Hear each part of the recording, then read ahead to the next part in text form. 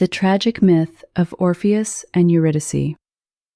Long ago in ancient Greece, there lived a gifted musician named Orpheus, whose music was unlike anything the world had ever heard.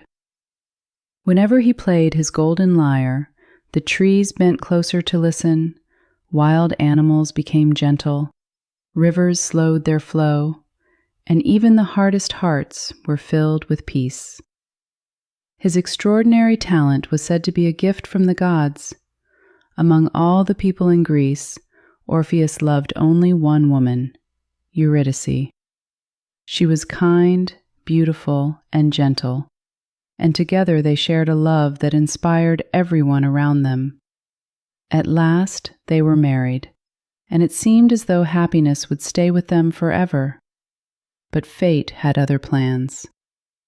Only a short time after their wedding, Eurydice was walking through a meadow when she accidentally stepped on a poisonous snake.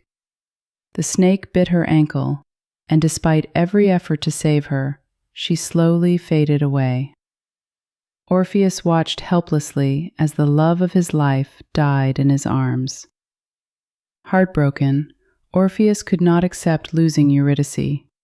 Day and night he wandered the earth, playing sorrowful melodies that reflected his grief.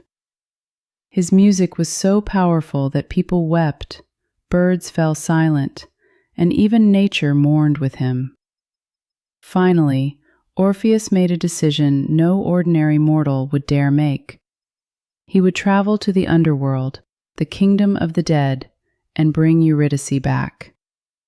Carrying only his lyre and his courage, Orpheus descended into the dark realm ruled by Hades, the god of the underworld, and Persephone, its queen. Along the way, he faced terrifying sights, but instead of using weapons or force, he relied on the power of his music. As Orpheus played, the three-headed guardian dog Cerberus became calm and allowed him to pass. The restless spirits stopped wandering to listen. Even the river of the dead seemed to flow more gently. His music reached the hearts of Hades and Persephone themselves, something no one had ever done before. Deeply moved by Orpheus's love and sorrow, Hades agreed to grant him an impossible gift. Eurydice could return to the world of the living. However, there was one condition. Orpheus must walk ahead while Eurydice followed behind him. He was forbidden to look back at her until both of them had completely reached the world above.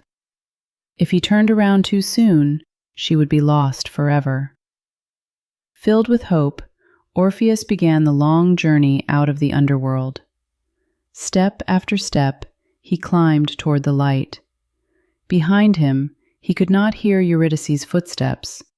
The silence made him wonder if she was truly there. As they neared the exit, doubt began to fill his heart. What if Hades had deceived him?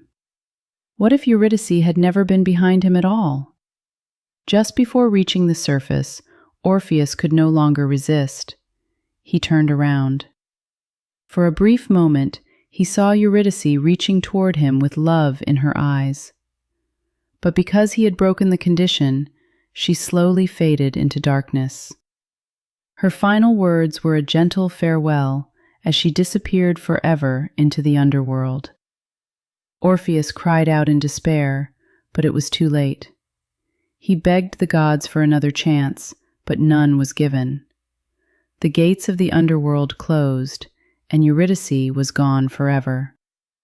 For the rest of his life, Orpheus wandered alone, playing songs of love, loss, and longing. His music became even more beautiful because it carried the pain of a broken heart. Though he never saw Eurydice again in life, his story became one of the greatest legends ever told, a reminder of the power of love and the tragedy of human doubt. The myth of Orpheus and Eurydice teaches us that love is powerful enough to overcome impossible obstacles, but trust is just as important. Fear, impatience, and doubt can destroy even our greatest hopes. Sometimes, believing and holding on until the very end requires more courage than looking back. And so, the story of Orpheus and Eurydice has been remembered for thousands of years, not only as a tale of tragic love, but also as a timeless lesson about faith, trust, and the consequences of giving in to fear.